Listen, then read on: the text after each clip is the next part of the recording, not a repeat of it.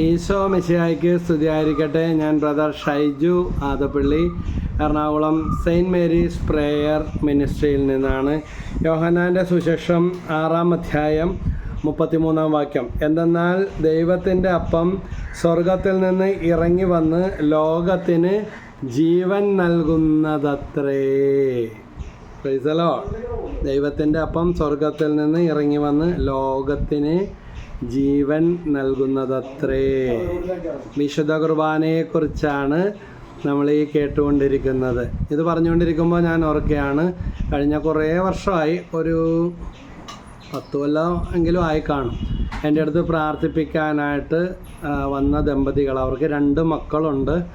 പല സ്ഥലങ്ങളിൽ ചികിത്സകൾക്കൊക്കെ ആയിപ്പോയി. അവസാനം ഡയഗ്നൈസ് ചെയ്തിരിക്കുന്ന ഇതാണ്, നടുവിന് ഓപ്പറേഷൻ ചെയ്യണം. പക്ഷേ ഇദ്ദേഹം ഒരു മേസ്തിരി പണിയുന്ന വിനോദ് എന്നാണ് ഇദ്ദേഹത്തിൻ്റെ പേര്. ഓപ്പറേഷൻ ചെയ്താലേ രക്ഷയുള്ളൂ. പിന്നെ ഓപ്പറേഷൻ ചെയ്താൽ എന്താണെന്ന് പറയാനും പറ്റത്തില്ല. ചിലപ്പോൾ കാലൊക്കെ തളർന്നു പോകാം, ശോഷിച്ചു പോകാം. കാരണം ഒരു ഗ്യാരണ്ടി ഇല്ല.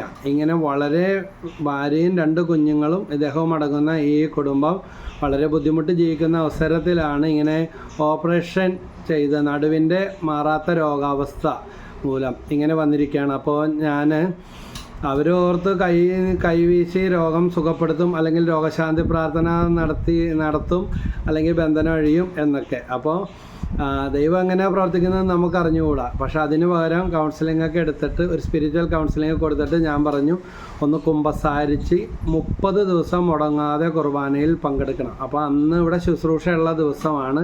അദ്ദേഹത്തിന് ഇരിക്കാൻ പോലും, നിൽക്കാനോ ഇരിക്കാനോ ഒന്നും പറ്റില്ല, കിടക്കാനും പറ്റാത്തൊരവസ്ഥയാണ്. അപ്പോൾ അവിടെ ഒരു ചെറിയ കിടക്കാൻ പറ്റിയ ഒരു സംവിധാനം ഉള്ളതുകൊണ്ട് ഇന്നിപ്പോൾ ഇവിടെ കിടക്കണമെങ്കിൽ കിടന്നു, അവിടെ ഉണ്ടായച്ചാൽ മതി, വചനം പ്രഘോഷിക്കപ്പെടുമ്പോൾ അവിടെ ഉണ്ടായാൽ മതി എന്ന് പറഞ്ഞു.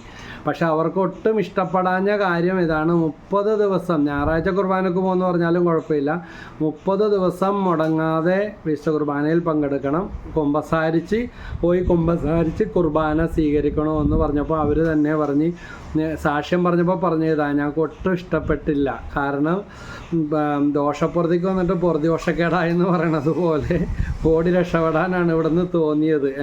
പള്ളിയിൽ പോകാൻ പറയാനാണെങ്കിൽ ഇവിടെ വരേണ്ട കാര്യമില്ലല്ലോ എന്ന്. ഞങ്ങൾ ഞായറാഴ്ച കുർബാനക്കൊക്കെ പോകുന്നവരുമാണ് താനും. എന്നിരുന്നാലും ഭാര്യ പറഞ്ഞു, ബ്രദർ പറഞ്ഞതല്ല, അതിലെന്തെങ്കിലും കാര്യം കാണും. അങ്ങനെ ഞാൻ അവരോട് പറഞ്ഞത് ഈ 2 കാര്യങ്ങളാണ്. ഒന്ന്, 5 ആഴ്ചകളിൽ വന്ന് 5 പ്രാവശ്യം വന്ന് വചനം കേൾക്കാൻ പറഞ്ഞു. 30 ദിവസം മുടങ്ങാതെ കണ്ടിന്യൂസായിട്ട് പോകണം. അങ്ങനെ ഞാൻ പറഞ്ഞു, അങ്ങനെ തന്നെ വേണം, കുർബാനയിൽ സംബന്ധിക്കാൻ. ഇനി പോകാത്ത മരുന്നോ എടുക്കാത്ത എക്സ്റേ സ്കാൻ എല്ലാം ഓടി നടന്നു. ഓപ്പറേഷൻ തന്നെ പ്രതിവിധിയുള്ളതെന്നാണ് പറഞ്ഞത്. അപ്പോൾ ഞാൻ നിങ്ങളോടൊന്നും ചോദിച്ചില്ല.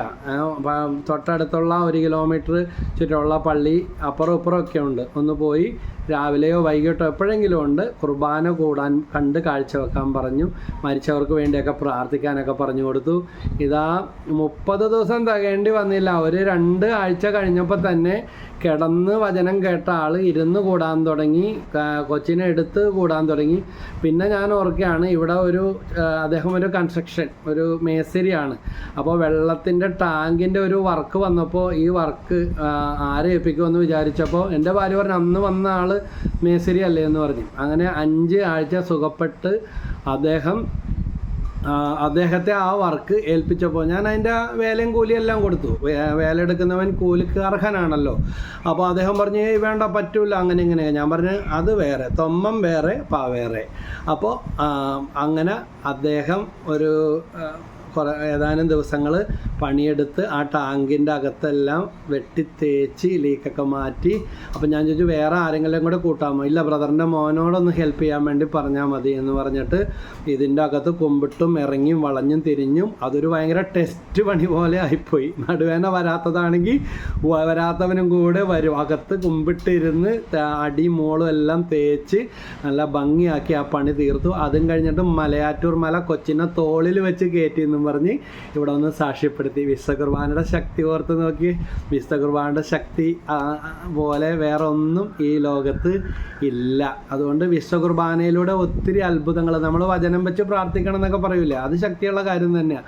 അതുപോലെ തന്നെയാണ് നമ്മൾ പ്രാർത്ഥിക്കുന്ന വ്യക്തിയുടെ പേര് പറഞ്ഞ് ജീവിച്ചിരിക്കുന്ന ആളോ മരിച്ച ആളോ ആകട്ടെ അവർക്ക് വേണ്ടി കുർബാന ചൊല്ലിക്കുക. അതുപോലെ മരിച്ചവരൊക്കെ പോയി രക്ഷപ്പെട്ടെല്ലാം കിട്ടിയെന്നും പറഞ്ഞിരിക്കുകയല്ല. നമുക്കൊരു കടമയുണ്ട്. നവംബർ മാസം മാത്രം വരുമ്പോൾ പ്രാർത്ഥിക്കുകയും കുർബാന ചൊല്ലിക്കുകയും ചെയ്താൽ പോരാ. അവരുടെ സ്വത്തോ സമ്പത്തോ ആരോഗ്യമോ ചോരയും നീരുമാണോ നമ്മൾ അനുഭവിച്ചുകൊണ്ടിരിക്കുന്നതെങ്കിൽ ജീവിതകാലം മുഴുവൻ ഒരു കടപ്പാടും നന്ദി, പ്രിയപ്പെട്ടവരെ ഞങ്ങൾ നിങ്ങൾക്ക് വേണ്ടി പ്രാർത്ഥിക്കുക എന്ന് പറയുന്നത് ശ്രദ്ധിച്ചാൽ ചില തകർച്ചയോ കൊട്ടോ രോഗമോ വരുമ്പോഴെങ്കിലും നമുക്ക് മനസ്സിലാകും. അവർ കഷ്ടപ്പെട്ട് ഉപവസിച്ച് പ്രാർത്ഥിച്ച് ചോര നീരാക്കി ഉണ്ടാക്കിയത് അനുഭവിക്കാനായിട്ട് നമുക്ക് സാധിക്കണമെങ്കിൽ, കാരണം പിടികിട്ടാത്ത പ്രശ്നങ്ങൾ വേട്ടയാടുന്നുണ്ടെങ്കിൽ ഇതാ കുടുംബത്തിന് വേണ്ടി കുർബാന ചൊല്ലിക്കണം, മരിച്ചവർക്ക് വേണ്ടിയൊക്കെ കുർബാന ചൊല്ലിക്കാനും പ്രാർത്ഥിക്കാനും. ഇന്നലെ ഒരു അമ്മച്ചേനെ കാണാനായിട്ട് വന്നപ്പോൾ പറഞ്ഞാൽ ഞാൻ എല്ലാ മാസവും വീട്ടിൽ നിന്ന് മരിച്ച ആൾക്ക് വേണ്ടി എല്ലാ മാസവും ഓരോ കുർബാന ചൊല്ലിക്കും.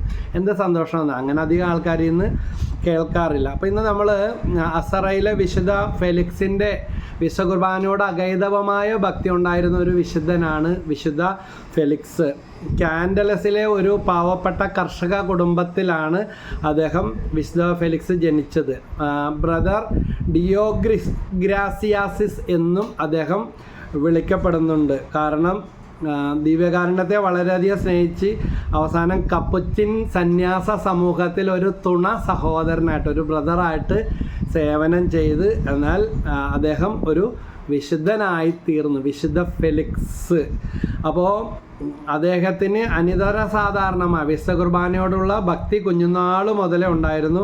കാലികളെ മേയ്ക്കുന്ന ജോലിയിലാണ് അദ്ദേഹം പരിശീലനം നേടിയത്. 12 വയസ്സായപ്പോൾ അപ്പൻ കൊണ്ടുപോയിട്ട് ഒരു പണക്കാരൻ്റെ കന്നുകാലികളെ മേയ്ക്കാനുള്ള ജോലിയിൽ അദ്ദേഹത്തെ ഏൽപ്പിച്ചു. വിശുദ്ധ കുർബാനയോട് ഭക്തി ഉണ്ടായിരുന്നത് കൊണ്ട് തന്നെയാകാം ദൈവം പ്രത്യേക സിദ്ധികൾ എന്ന് പറയും, പ്രത്യേക തരത്തിലുള്ള കഴിവുകൾ, ആളുകളെ അത്ഭുതപ്പെടുത്തുന്ന അല്ലെങ്കിൽ മാനസാന്തരപ്പെടുത്തുന്ന പ്രത്യേക തരം കൃപാവരങ്ങൾ ഈ മകന് നൽകിയിരുന്നു. അപ്പോൾ ഫെലിക്സ് എന്നുള്ള പേരൊക്കെ ഉണ്ടാകും. ഫെലിക്സ് നാമധാരികൾ വിശുദ്ധ ഫെലിക്സിനോട് മാധ്യസ്ഥം പ്രാർത്ഥിക്കുക. ആ വിശുദ്ധൻ്റെ മാധ്യസ്ഥവും പുണ്യാഭിവൃദ്ധിയും നമ്മുടെ ജീവിതത്തിൽ ഉണ്ടാകാൻ വേണ്ടി പ്രാർത്ഥിക്കുക. അപ്പോൾ രാവിലെ കന്നുകാലികൾ മേയ്ക്കും, വയലിലൊക്കെ ജോലി ചെയ്യും. അങ്ങനെ 18 വയസ്സ് വരെ ആ ധനവാന്റെ കൃഷിയിടത്തിൽ അദ്ദേഹം ജോലി ചെയ്തു.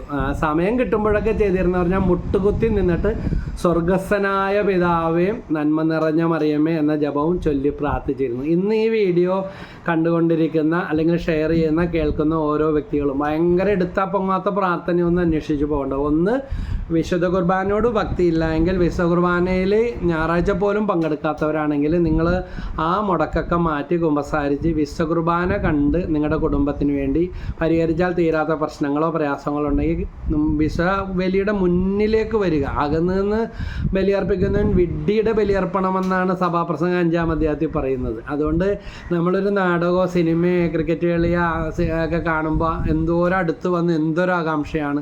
അപ്പോൾ വിശുദ്ധ കുർബാനക്ക് നമ്മൾ കാഴ്ചക്കാരോ കേൾവിക്കാരോ അല്ല, നമ്മൾ അടുത്ത് വന്ന് നമ്മളും ബലിയർപ്പകർ തന്നെയാണ്. വൈദികരെ പോലെ ഏറ്റവും അടുത്ത് വന്ന് ഏറ്റവും ഭക്തിയോടെ നമ്മളതിൽ പങ്കെടുക്കണം. അപ്പോൾ ഈ വിശുദ്ധൻ ചെയ്തിരുന്നത് സ്വർഗസ്ഥനായ പിതാവേ എന്നുള്ള പ്രാർത്ഥനയും നന്മ നിറഞ്ഞ മറിയമേ എന്ന ജപവും മുട്ടിന്മേൽ നിന്ന് സമയം കിട്ടുമ്പോഴൊക്കെ ജോലിയുടെ ഇടക്ക് പോലും എണ്ണമില്ലാതെ ഉരുവിട്ട് പ്രാർത്ഥിച്ചു. ഇന്ന് എന്നെ കേട്ടുകൊണ്ടിരിക്കുന്ന നിങ്ങൾ ഏതെങ്കിലും നിയോഗമുണ്ടെങ്കിൽ ഒരു 30 ദിവസം ശക്തമായിട്ട് സാധിക്കുമ്പോൾ സ്വർഗസ്ഥനായ പിതാവേ, വേറൊന്നും വേണ്ട, സ്വർഗസ്ഥനായ പിതാവേ നന്മ നിറഞ്ഞ മറിയമേ എന്ന ജപവും മുട്ടുകുത്തി നിന്ന് പ്രാർത്ഥിക്കാൻ ഒരു തീരുമാനമെടുക്ക്. ആരും കാണണ്ട, ഒരു പബ്ലിസിറ്റിയും നമുക്ക് വേണ്ട. നിങ്ങളുടെ മുറിയിൽ കടന്നോ ഒറ്റയ്ക്ക് ഇരിക്കുമ്പോഴോ ഒക്കെ മുട്ടുകുത്തി നിന്നോ കൈകൂപ്പി പിടിച്ചോ കൈവിരിച്ച് പിടിച്ച് ഒന്ന് പ്രാർത്ഥിക്കാനായിട്ട് ശ്രമിച്ച് വലിയ അത്ഭുതം നിങ്ങളുടെ ജീവിതത്തിലേക്ക് ഇറങ്ങി വരുന്നതായിട്ട് കാണുവാൻ സാധിക്കും. കാരണം നമ്മുടെ കർത്താവ് പഠിപ്പിച്ച പ്രാർത്ഥനയാണ് സ്വർഗസ്ഥനായ പിതാവേ എന്നുള്ള പ്രാർത്ഥന. അതുപോലെ തന്നെ നന്മ നിറഞ്ഞ മറിയമേ എന്ന ജപം, സ്വർഗം ഇതാ വിശുദ്ധ ജത്രൂദനോട് പരിശുദ്ധ അമ്മ പറഞ്ഞതാ, മാതാവിന് ഏറ്റവും ഇഷ്ടപ്പെട്ട പ്രാർത്ഥന വചനം നന്മ നിറഞ്ഞ മറിയമേ എന്ന ജപമാണ്. സ്വർഗം അമ്മയുടെ മുമ്പിൽ താണ് വണങ്ങി ഉരുവിട്ട ആ വചനമാണ്. അപ്പോൾ നമ്മളിത് ഉരുവിടുമ്പോൾ നമ്മളിലും ഈ വിശുദ്ധിയും നന്മയും നിറയും. വിശുദ്ധ കുർബാനയിൽ ഭക്തിയോടെ പങ്കെടുക്കാൻ സാധിക്കും. കുർബാന നിൽക്കുമ്പോൾ ഭാഷാവരോ ഇതൊന്നും വേറെ പ്രാർത്ഥന പരിപാടി സ്പെഷ്യലായിട്ടുള്ള ഒന്നും വേണ്ട. അറ്റൻഷൻ ഡിസീസായി പോകും അത്. കുർബാനയിൽ പങ്കെടുക്കുമ്പോൾ ഏറ്റവും നല്ല സ്വരത്തിൽ പ്രാർത്ഥനകളുടെ മറുപടി ഭക്തിയോടും ശ്രദ്ധയോടും കൂടെ ചെല്ലുക. പാട്ടൊക്കെ പാടുമ്പോൾ നല്ല സ്വരത്തിൽ പാടുക, പ്രാർത്ഥിക്കുക. നമ്മൾ കുർബാന വിരുദ്ധരായി തീരരുത്. അതിനൊക്കെ വലിയ ശാപമില്ല. അപ്പോൾ സ്വർഗം കനിഞ്ഞിറങ്ങുന്ന വൈദികൻ കൂദാശ വചനങ്ങൾ ഉരുവിടുമ്പോൾ പ്രധാന ദൂതന്മാർക്കോ മാലാഖമാർക്കോ പോലും കിട്ടാത്ത പ്രത്യേക അധികാരമാണ് വൈദികൻ വിളിക്കുമ്പോൾ സ്വർഗം, ദൈവം, യേശു നേരിട്ട് ഇറങ്ങി വരികയാണ് വിശുദ്ധ കുർബാനയിൽ. അപ്പോൾ ആ ഒരു ബോധ്യം നമുക്ക് ഉണ്ടാകണം. ഈ യജമാനന് ഈ വിശുദ്ധ കുർബാനയിലൊക്കെ പങ്കെടുക്കുന്ന ഫെലിക്സിനോട്, ഈ ജോലിക്കാരനോട് വിശുദ്ധ ഫെലിക്സ് ഭയങ്കര ഇഷ്ടമായിരുന്നു. കാരണം ജോലിക്ക് ഒരു കുറവുമില്ല. കുർബാനയിൽ പോയാലും പ്രാർത്ഥിച്ചാലും മറ്റുള്ളവർ ചെയ്യുന്നതിനേക്കാൾ നന്നായിട്ട് നല്ല ജോലികളെല്ലാം നല്ല പെർഫെക്റ്റായിട്ട് ഈ പയ്യൻ ചെയ്യുമായിരുന്നു. വിശുദ്ധ കുർബാനയ്ക്ക് പോയാലും യജമാനൻ്റെ പ്രീതി, മനുഷ്യൻ്റെ ആ യജമാനത്വമായാലും ഇത് ദൈവത്തിൽ നിന്ന് വന്നതാണെന്ന് അദ്ദേഹം വിചാരിക്കുകയും കഠിന ജോലികൾ ചെയ്തിരുന്ന സമയങ്ങളിൽ മാലാഖമാർ വന്ന് അദ്ദേഹത്തെ സഹായിച്ചിരുന്നു എന്ന് പോലും ബോധ്യപ്പെടും. കാരണം ഒരു മടുപ്പോ വെറുപ്പോ കുറ്റപ്പെടുത്തൽ. ഇന്നൊക്കെ നമ്മുടെ ജോലിയിലൊക്കെ എല്ലാവരും വലുതും നോക്കിയിരിപ്പോൾ, എല്ലാവരും ഗവൺമെൻറ് ജോലി നോക്കിയിരിപ്പോൾ, എല്ലാവരും IELTS പോയിട്ടും വിദേശ ജോലി അവിടെ ചെന്ന് കഴിയുമ്പോൾ ആ രാജ്യത്തു നിന്ന് വേറെ രാജ്യത്തിൽ പോകണം. ഒന്നിനും തൃപ്തിയില്ലാത്ത അവസ്ഥയാണ്. അപ്പോൾ വിശുദ്ധ കുർബാനയോടുള്ള ഭക്തിയിലേക്ക് നമ്മൾ കടന്നു വന്നാൽ പാപശാപ ബന്ധനങ്ങൾ, പൈശാചിക പീഡകളെല്ലാം തന്നെ വിട്ടുപോകും. വിശുദ്ധ ഡോൺ ബോസ്കോ ഇപ്രകാരം പഠിപ്പിക്കുന്നുണ്ട്: നിങ്ങൾ ചെയ്യാനുള്ളത് മുഴുവൻ ചെയ്യുക, ബാക്കിയുള്ളത് മുഴുവൻ ഈശോയും മാതാവും ഔസേപ്പിതാവും കൂടെ നിങ്ങൾക്ക് ചെയ്ത് തരുമെന്ന്. വിജാതീയനായ എന്നേക്കാൾ പ്രായമുള്ള എൻ്റെ ഒരു കൂട്ടുകാരൻ നേരത്തെ എൻ്റെ ദൈവഭക്തിനെയും പ്രാർത്ഥനേനെയൊക്കെ കളിയാക്കിയിരുന്ന ഒരാളാണ്. എന്നിട്ട് ആയിക്കോട്ടെ കുഴപ്പമില്ല, ശരി, ഷൈജുവിൻ്റെ ഇഷ്ടം പോലെ ആട്ടെ എന്ന് പറയും. അപ്പോൾ ഒരു വലിയ തകർച്ചയിൽ പെട്ടിരിക്കുമ്പോൾ അദ്ദേഹം വന്നിട്ട് പറഞ്ഞു, ഞാനോർത്ത് കളിയാക്കണേണോ പരീക്ഷിക്കണേണോ എന്ന് ഓർത്ത്. അപ്പോൾ പറഞ്ഞു, ഞാൻ എന്ത് പ്രാർത്ഥന ചെല്ലണം, വിജാതീയനാണ്, ഷൈജു പറയുന്നത് പോലെ ചെയ്യാം. അപ്പോൾ ഞാൻ പറഞ്ഞു, ഒരാഴ്ച കലൂര് അന്തോണിസുണ്യാളിൻ്റെ അവിടെ നിത്യാരാധനക്ക്, അതൊന്നും പുള്ളിക്ക് എന്താണെന്ന് അറിയില്ല, അതെവിടെയാണെന്ന് ചോദിച്ചു. അതെല്ലാം പറഞ്ഞു കൊടുത്ത് ഒരു പരിഭ്രമം, കാരണം ഇതിനെല്ലാം കളിയാക്കുന്ന ഇഷ്ടമില്ലാത്ത ആളാണ്. ഞാൻ പറഞ്ഞു, ഒരു അരമണിക്കൂർ വെച്ച് ഒരു 7 ദിവസം സാറൊന്ന് പോയിട്ട് എന്ത് ചെയ്യണമെന്ന് ചോദിച്ചു. എങ്ങനെ പ്രാർത്ഥിക്കണം? ഞാൻ പറഞ്ഞു, അവിടെ ദിവ്യകാരുണ്യം എഴുന്നള്ളി വെച്ചിട്ടുണ്ട്, അപ്പത്തിൽ യേശു എഴുന്നള്ളി ഇരിക്കുന്ന സമയമാണ്, സാർ അതിലേക്ക് നോക്കിയിരുന്നാൽ മതി, ദൈവത്തിനെല്ലാം അറിയാം. എന്നിട്ട് സാറിന് മനസ്സിൽ എന്തെങ്കിലും പറയാൻ തോന്നുന്നെങ്കിൽ പറഞ്ഞോ, നന്ദി സ്തുതിയും പറഞ്ഞ് ഇത് മാറിയതായിട്ട് പ്രാർത്ഥിച്ചോളാൻ പറഞ്ഞു. 7 ദിവസം ഈ മനുഷ്യൻ പോയി. പക്ഷേ 2ാമത്തെ ദിവസമായപ്പോൾ എന്നോട് വിളിച്ചു പറഞ്ഞ് അനക്കം വന്ന് നാണം കെടുന്ന തരത്തിലുള്ള വലിയ ഒരു സാമ്പത്തിക പ്രശ്നത്തിൽ കെണിയായിത്തീരാൻ മനസ്സാ വിചാരിക്കാതെ അദ്ദേഹം കെണിഞ്ഞു പോകാൻ സാധ്യതയിലായിരുന്ന അദ്ദേഹം പറഞ്ഞത് ആത്മഹത്യ ചെയ്യാൻ, അങ്ങനെ വന്നാൽ ഞാൻ ആത്മഹത്യ ചെയ്യാൻ തന്നെയാണ് തീരുമാനിച്ചത്. പക്ഷേ ഷൈജുവിൻ്റെ ഈ പ്രാർത്ഥന ഭയങ്കര ശക്തിയാണ്. അരമണിക്കൂർ വെച്ച് 7 ദിവസം ആ പറഞ്ഞ വാക്ക് പാലിച്ച് ദിവ്യകാരുണ്യ സന്നിധിയിൽ പ്രാർത്ഥിച്ച് അദ്ദേഹം തിരിച്ചു വന്നു പറഞ്ഞു, നേരിട്ട് വന്ന് പറയാമെന്ന അതെല്ലാം ആ കഥകൾ മൊത്തം പറഞ്ഞിട്ട് പറഞ്ഞു, ഷൈജു എന്തോ ഒരു ശക്തി അതിൻ്റെ അകത്തുനിന്ന് എൻ്റെ മേലിങ്ങനെ പോയിരിക്കുമ്പോൾ, അരമണിക്കൂർ പറഞ്ഞെങ്കിൽ എനിക്ക് എഴുന്നേറ്റ് പോകാൻ തോന്നില്ലായിരുന്നു, ഒരു പവറാണ് ആ ഈശോ ആ അപ്പത്തിൽ നിന്ന് വന്നുകൊണ്ടിരുന്നത് എന്ന്. അപ്പോൾ ദൈവകാരനെ ഈശോയുടെ ശക്തി ഒരു വിജാതീയനായ മനുഷ്യൻ സാക്ഷ്യപ്പെടുത്തിയത് ഞാൻ പങ്കുവെക്കുകയാണ് ഇവിടെ ചെയ്യുന്നത്. ഇങ്ങനെ ഓരോ വിശുദ്ധരും അവരുടേതായ രീതിയിൽ പല കാര്യങ്ങളും ദിവ്യകാരുണ്യ ഭക്തിയെക്കുറിച്ച് പറയുന്നുണ്ട്. വിശുദ്ധ ജെറോം പറയുന്നുണ്ട്, ഭക്തിയോടുകൂടി ഓരോ വിശുദ്ധ കുർബാനയെ അർപ്പിക്കുമ്പോൾ നിരവധി ആത്മാക്കൾ ശുദ്ധീകരണ സ്ഥലത്ത് നിന്ന് മോചിതരാവുകയും പറുദീസയിലേക്ക് പറന്നു പോവുകയും ചെയ്യുന്നു. മരിച്ചവർക്കും പൂർവികർക്കും നമുക്ക് അജ്ഞാതമായ കാരണങ്ങൾക്കെല്ലാം വേണ്ടി എനിക്കും നിങ്ങൾക്കും ചെയ്യാൻ പറ്റിയ ഒരു കാര്യമാണ് എന്ത്? വിശുദ്ധ കുർബാനയിൽ ഭക്തിയോടെ പങ്കെടുക്കുകയും ജീവിച്ചിരിക്കുന്നവരെയും മരിച്ചവരെയും അതിനു മുന്നിൽ ദിവ്യകാരുണ്യത്തിൻ്റെ മുന്നിൽ വിട്ടുകൊടുത്ത് പ്രാർത്ഥിക്കുക. നമ്മുടെ നിരവധിയായ സങ്കടങ്ങൾ ഏറ്റവും വലിയ എക്സ്ചേഞ്ച് നടക്കുന്നത് വിശുദ്ധ കുർബാനയിലാണ്.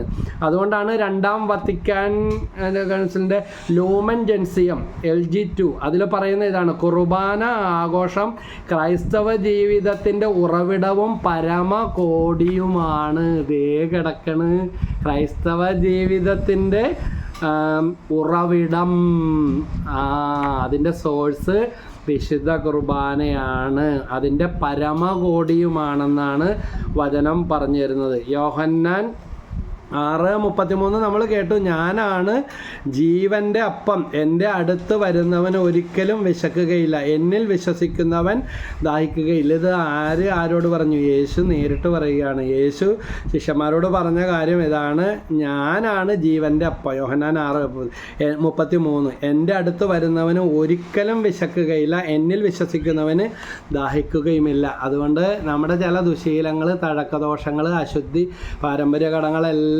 ലോകത്തോടുള്ള ആസക്തിയും വിശപ്പും ദാഹവും ദ്രവ്യാസക്തിയും അതുപോലെ ഭോഗാസക്തികൾ, പിന്നെ ഇത് വർക്കോളിക്, ജോലി ചിലർക്ക് പൈസ പിശുക്കൻ്റെ മുതൽ ഉച്ചൂത്തു എന്ന് പറഞ്ഞ പോലെ അവസാനം അത് ദൈവഭക്തികളുടെ കയ്യിൽ വന്ന് ചേരുകയും ചെയ്യും. അപ്പോൾ ആർക്ക് വേണ്ടിയാണ് കഷ്ടപ്പെട്ടതെന്ന് ഓർക്കും. അതുകൊണ്ട് എല്ലാ ദിവസവും രാവിലെ അല്ലെങ്കിൽ വൈകിട്ട് ഒരു വിശുദ്ധ കുർബാനയിൽ പങ്കെടുക്കുവാനുള്ള തീരുമാനം നമുക്ക് ഉണ്ടാകട്ടെ. ശുദ്ധീകരണ ആത്മാക്കൾ കയറിപ്പോവും. കുർബാന ഒരു ആഘോഷമാണ്.